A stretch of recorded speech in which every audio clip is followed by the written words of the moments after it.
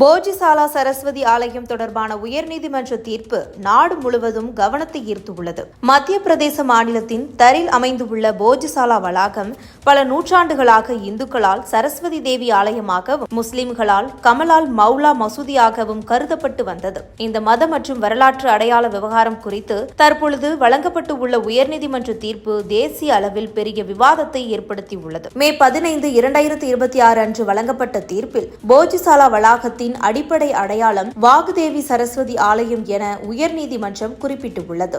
மேலும் அங்கு பல ஆண்டுகளாக தொடர்ந்து இந்து வழிபாடு நடைபெற்று வரும் மரபு முற்றிலும் அளிக்கப்படவில்லை என்றும் நீதிமன்றம் பதிவு செய்துள்ளது. இந்த வழக்கில் முக்கிய ஆதாரங்களாக இந்திய தொல்லியல் ஆய்வுத்துறை அறிக்கைகள், கல்வெட்டுகள், கட்டிடக்கலை அம்சங்கள் மற்றும் பல வரலாற்று ஆவணங்கள் சமர்ப்பிக்கப்பட்டன. ASI ஆய்வுகளிலும் அங்குள்ள கட்டிட அமைப்புகளில் பழமையான இந்து ஆலய கூறுகள் காணப்படுவதாக தெரிவித்துள்ளது.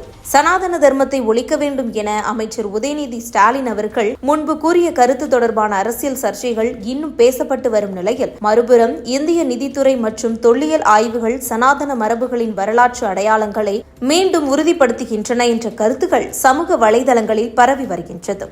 இதற்கிடையில் சில ஆன்மீக வட்டாரங்கள் மற்றும் சமூக வலைதளங்களில் நித்யானந்தா பரமசிவத்தின் பிரமாண பிரதிஷ்டை குறித்த ஆகம விளக்கங்கள் இந்த வழக்கில் தாக்கம் ஏற்படுத்தியதாக கூறப்படுகின்றது. ஏனெனில் இந்த ஆகம மரபுகள் தொடர்ச்சியான வழிபாடு மற்றும் ஆலயத்தின் வரலாற்று அடையாளம் குறித்து நீதிமன்றம் விரிவாக பதிவு செய்துள்ளது. போஜிசாலாவின் வரலாற்று சுமார் 11ஆம் ஆண்டு நூற்றாண்டை சேர்ந்ததாக கருதப்படுகின்றது. பிரம்மர் வம்ச மன்னராஜ போஜ ஆட்சி காலத்தில் இது சமஸ்கிருத கல்வி மற்றும் சரஸ்வதி வழிபாட்டின் முக்கிய மையமாக இருந்ததாக பல வரலாற்று குறிப்புகள் தெரிவிக்கின்றன. பின்னர் நடைபெற்ற படையெடுப்புகள் மற்றும் ஆட்சி மாற்றங்களின் பொழுது அந்த அமைப்பு சேதமடைந்து அதன் பகுதிகள் மாற்றப்பட்டதாகவும் கூறப்படுகின்றது. 2023ஆம் ஆண்டில் இருந்து ASI நிர்ணயித்த நடைமுறையின் அடிப்படையில் இந்துக்கள் செவ்வாய்க்கிழமைகளில் பூஜை செய்யவும், முஸ்லிம்கள் வெள்ளிக்கிழமைகளில் நமாஸ் நடத்தவும் அனுமதிக்கப்பட்டிருந்தது. தற்பொழுது உயர்நீதிமன்றம் அந்த நடைமுறையை ரத்து செய்து வளாகத்தின் நிர்வாகத்தை மத்திய அரசு மற்றும்